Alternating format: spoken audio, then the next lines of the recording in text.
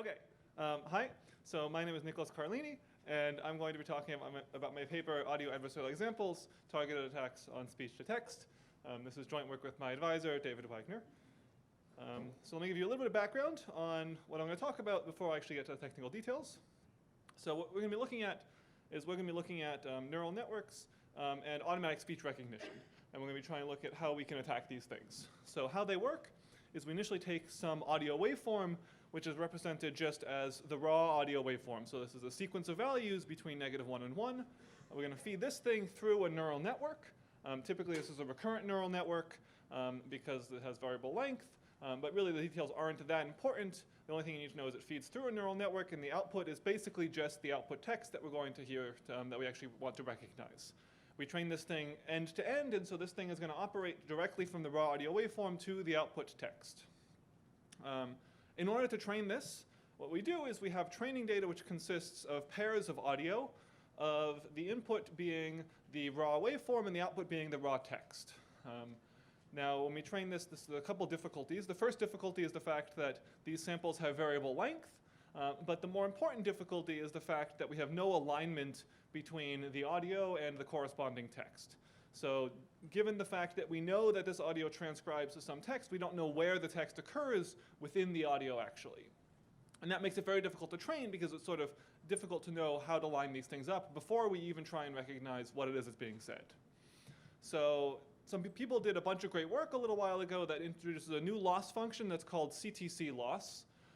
Again, the details aren't terribly important for how this actually works, but what it does is it gives us a nice differentiable metric that tells us the difference between the output of a neural network and the actual target phrase that we need to recognize as. And this is something that we can actually operate on, and so in order to train a neural network to do automatic speech recognition, we can just minimize the CTC loss on the training data. And because the CTC loss is smooth and differentiable, everything basically works. So despite this being seeming like a very complicated domain, CTC loss gives us a very nice way of actually solving this problem in a nice, efficient manner. So that's basically the details you need to know about speech recognition and neural networks. Just to make sure we're all exactly on the same page for what I mean by an adversarial example, what I'm going to say is that, so if you give me some input x, then it's, when I'm classifying the input x correctly as the label L, so the neural network applied to x gives the label L. It turns out it's easy to find an input x prime that is close to x that has the property that f of x prime is equal to t for any target t that is not equal to L. So you give me an image of a dog and the label, that a neural network classifies correctly as the label dog. It's easy for me to find an image that looks similar to that dog but is labeled as a cat by any state-of-the-art neural network. So that's sort of the background, and now I'm going to sort of talk about the interesting things. So in this talk, what I'm going to try and do is I'm going to try and construct targeted adversarial examples on automatic speech recognition. And sort of I hope that all this makes sense now given the background. More concretely, what I'm going to try and ask is I'm going to ask if we can make some neural network recognize this audio. Most of them were staring quietly at the big table. As any target phrase that I might want it to recognize as. For example, OK Google, browse to evil.com. So why would I want to do this? There are a couple reasons why. The first reason is that there are some people who are malicious and might want to control your smart devices without you being aware of that. That's one perfectly valid reason. I think one equally important reason that's not talked about as often is that I would like to be able to differentiate properties of adversarial examples on images from properties of adversarial examples in general. And I think that audio gives us one more domain to sort of evaluate this. Because ideally, when we're considering properties of adversarial examples, we want to know what are properties in general on neural networks and not just how do they work on images. And most prior work studies images exclusively. And so I think that audio is a sort of related domain, but sort of is different in enough ways that it's interesting to consider. The key finding from this paper is that it turns out basically everything that holds true on images basically holds true on audio too without much modification. And there are a couple details, but this is sort of the high-level output is that basically it seems like these properties tend to hold true on audio just as well as they hold true on images. OK, so with that, let me now talk about a little bit more background on how we actually construct adversarial examples. This is not in this paper. This is sort of prior work on how to construct adversarial examples. So the setup I gave it can be formalized in this sort of minimization formulation, where what I'm going to try and do is I want to minimize the distance between the original image x, in this case, in prior work it was images, in this case it's audio, between the input x and the adversarial example x prime. And we have the constraint that we want f of x prime to be equal to the target t that the adversary has chosen. So this is any phrase for audio or any label for images that they choose. This is the constraint here. And the other constraint is that x prime is somehow valid, where valid depends on the domain. For audio, valid means basically it's the same length as the original thing. It's floating point values between -1 and 1. Relatively simple constraints to just make sure it's a valid audio file. So briefly, let me mention what I'm going to use as the distance metric. For this, on audio, we use just the decibel difference between the source and the adversarial perturbation. So if I want to have some initial audio that is very loud, then the perturbation is allowed to be reasonably loud. But if the initial source is very quiet, then the perturbation has to be even quieter to be considered basically the same. This is sort of well motivated by how humans hear sound. So back to the minimization formulation. This is the thing we're trying to solve. Machine learning people have exactly one hammer in their toolbox, which is gradient descent. And so you can try and solve this problem by gradient descent. And it turns out that on this problem in particular, it would fail. And the reason why it would fail is because nonlinear constraints are actually very hard. Nonlinear objectives we can handle, nonlinear constraints not so much. The basic reason why here is that you have absolutely no gradient signal for even finding the feasible region, so minimizing this is very hard. So what prior work did is it reformulated it to look something like this, where we want to minimize the distance between x and x prime, the original thing and the adversarial thing, but now we have some new function g of x prime, where g of x prime is a loss function that measures how close we are to reaching target t on the neural network. The idea here is that g of x prime is small if f of x prime is equal to t, and it's large otherwise. So, okay, so now the question is what are we going to do for actually picking this function g of x prime? And if you're paying attention in the first piece of this talk, you'll know the answer is to use CTC loss. This is exactly the type of thing we want. What CTC loss is, it gives us a nice differentiable metric that tells us the distance between the input audio we have and the target phrase we want to hear. And so if we apply that here, basically things should work out. And so that gives us a reformulation that looks something like this. We want to minimize the distance between x and x prime, plus the CTC loss between the instance x prime and the corresponding transcription we would like to hear. And this is basically the only change you need to make to turn an adversarial example generation from images to make it now work on audio. And despite the simplicity of this, if you do what I've said here, then basically everything does work. Okay, there are some details where if you want to make this thing work on audio, then you have to add some small Gaussian noise to make sure when you discretize the 16-bit floating point integers, everything works, but details in the paper not terribly important for a talk. Okay, so that's sort of everything I'm going to tell you about in terms of how this works. Now let's get to the fun part, which is actually telling you what these things sound like. So I'm going to attack Mozilla's implementation of DeepSpeech. DeepSpeech is one of the first really, really good speech recognition systems that uses neural networks trained end-to-end. Mozilla open sourced an implementation about 6 months ago now that is a fairly nice open source implementation of this and basically does the same types of system that everyone uses at Google and Amazon and Apple for all of their assistants. So these results are specifically attacking this system, but should generalize to generally any kind of neural network that uses this type of approach. So I'm going to play some audio that you heard before, and this is going to be a transcription. Most of them were staring quietly at the big table. Okay, so that's the baseline audio that I'm going to work with for basically the rest of this talk. So now let me play you the adversarial version. Most of them were staring quietly at the big table. Okay, so first of all, could you tell it was perturbed? Maybe. You could hear a little bit of clicking. I would say that you can probably only hear that because you're listening for it right now. Turns out the first audio sample I played for all of you was the adversarial one. So when you're not really listening for it, it really is very, very subtle. But if you are listening actively for it, you can sort of hear a little bit clicking in the background. Okay, so what does this actually recognize as? I mean, so it's hard to hear the perturbation, and very hard to know what it recognizes as. This recognizes as the full sentence, it was the best of worlds, it was the best of times, it was the worst of times, it was the age of wisdom, it was the age of foolishness, it was the epoch of belief, it was the epoch of incredulity. So that was that 5-word sentence recognizes this complete thing, which is clearly wrong, if only because this is way too long to have been occurring in that 2-second clip of audio. Great. So this is one type of thing we can do, which is a sort of nice demonstration. We can take one sample of speech and make it recognize as another sample of speech. We can do something a little bit different, and there's sort of no reason why we have to start with speech. We can start with music too, and make that recognize as something. So here, let me play a little bit.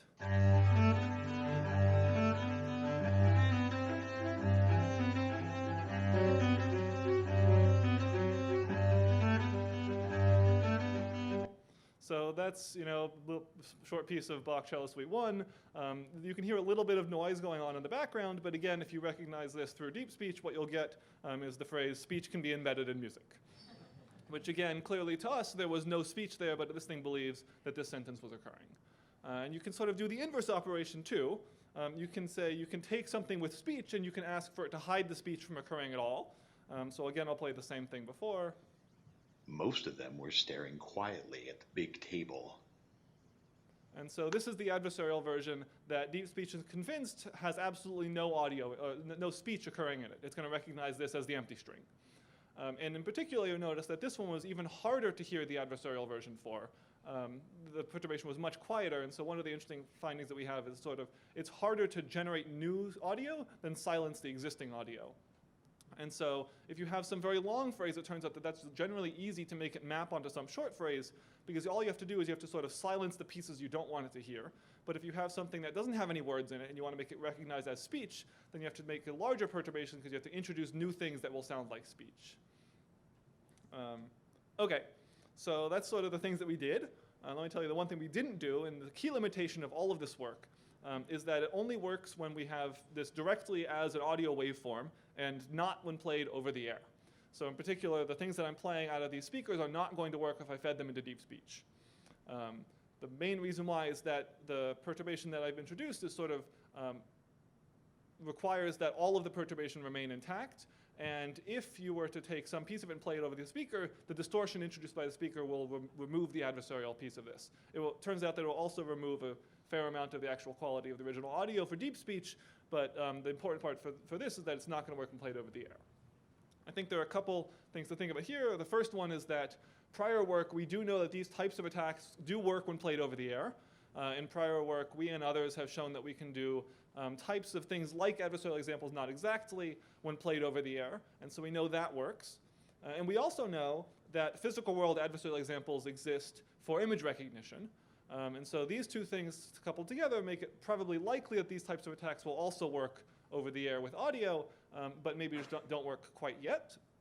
The other thing that's sort of interesting to know about is that these audio adversarial examples that I've generated can also be made to be robust to like component-wise Gaussian noise, and can be robust to MP3 compression. So at least they're robust to synthetic forms of noise.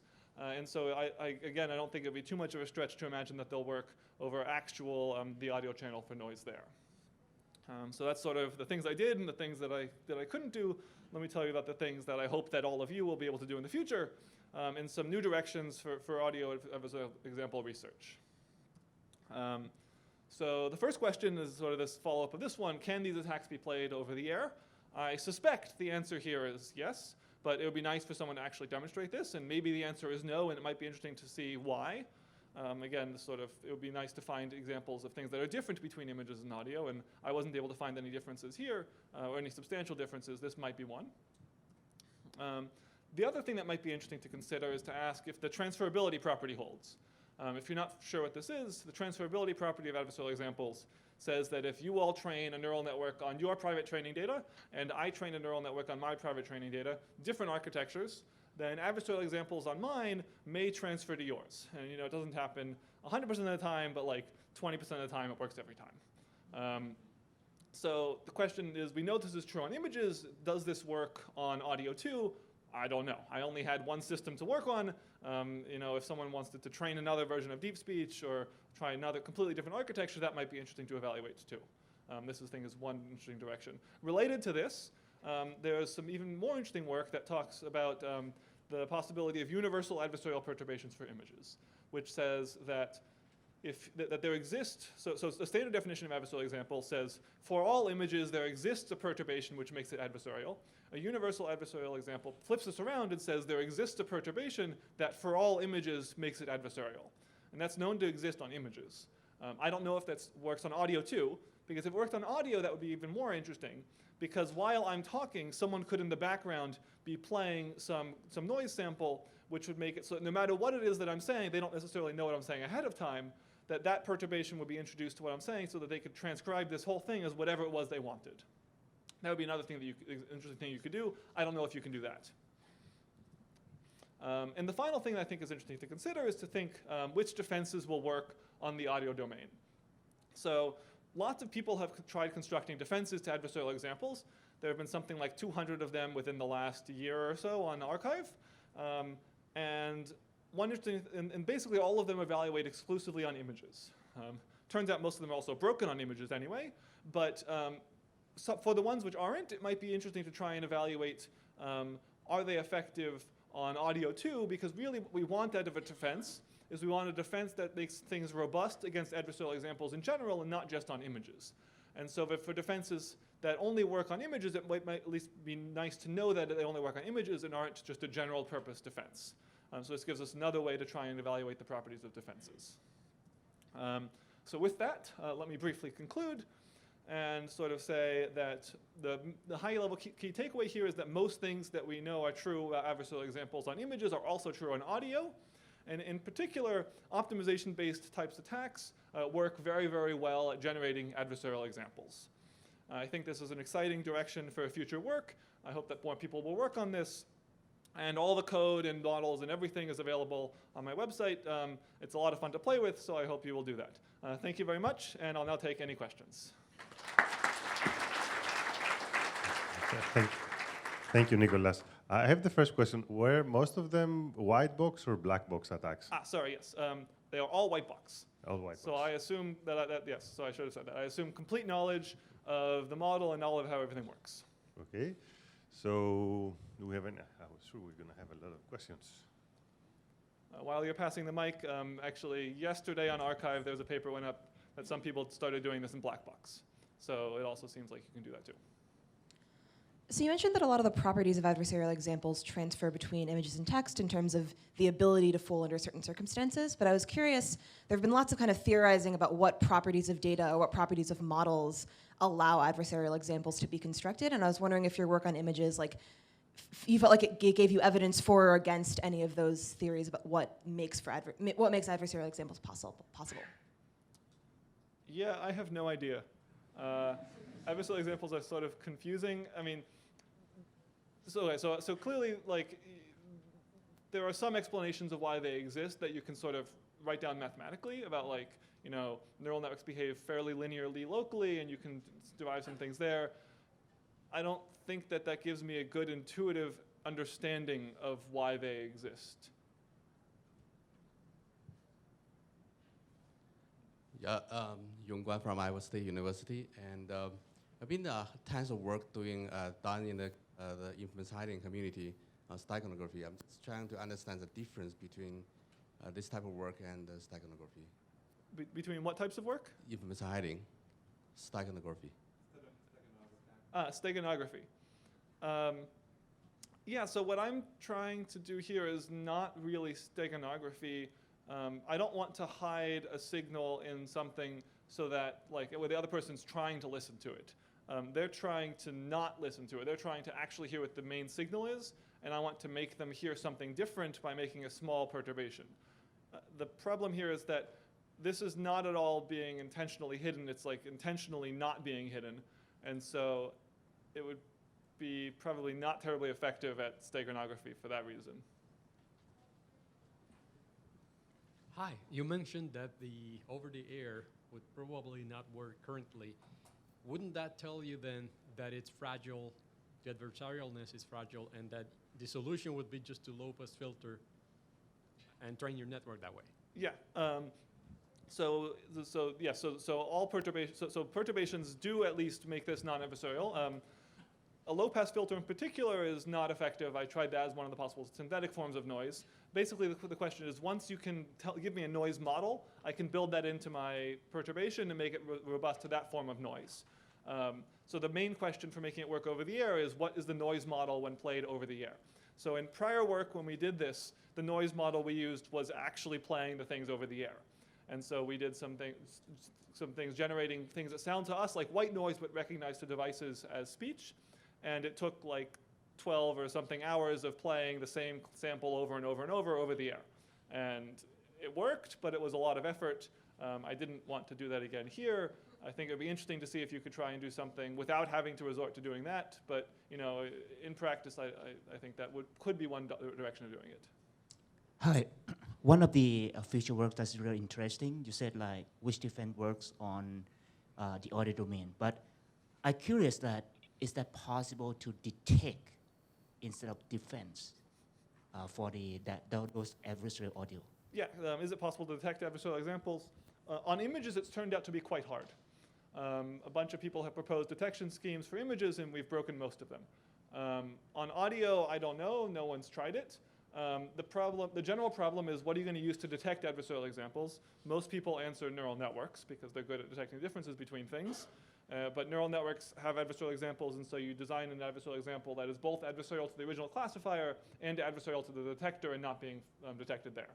And so that's generally what makes it hard. You could imagine trying to do some other types of systems, like maybe I look for like good amounts of noise, but you don't want to flag just benign noise. Most people, when they talk, don't talk in a perfectly clean room. And so that makes that hard to just so you don't have false positives. But then you also don't want the false negatives, because I can just sort of introduce this as one more loss term on my objective and make sure that the total amount of noise that's introduced in the high frequencies is not too large. So I wanted to ask you about your insight on like a problem that we would potentially have like two different kinds of media, for instance, image or audio, or maybe like different other like kinds of media that could be combined and potentially like fold together, or do you think that that would be something that would be like approachable or something? I'm not quite sure what you're asking. So basically, like imagine you have like two neural networks for like recognizing two different, for instance, visual or audio, or like different, like maybe we will have other like cases in the future. For instance, if you have like good neural networks on health data, which we don't have right now, like they don't have good results yet. So do you think that's like, I was wondering if you think there's going to be future work like in fooling networks that have like two components, two different kinds of like basically, for instance, one RNN or one CNN to fool together. Yeah, and so there has been some work which looks so one example I can think of is in reinforcement learning. People have looked at attacking reinforcement learning policies with adversarial examples. And those things have a convolutional neural network and some other things. Like they have to recognize, they go from like raw image pixels of an Atari game and then generate actions they want to take. You might think of this as having two components. Maybe you think it only has one component, but there have been some examples of this happening. I don't really think there's a fundamental reason why it should be applicable only to areas where there's one type of neural network. I mean, it looks like basically most types of neural networks appear to be vulnerable in these similar ways. Do we have any other question? It's almost time for a break. If we don't, last chance. Let's thank our speaker. Congratulations again for the best paper.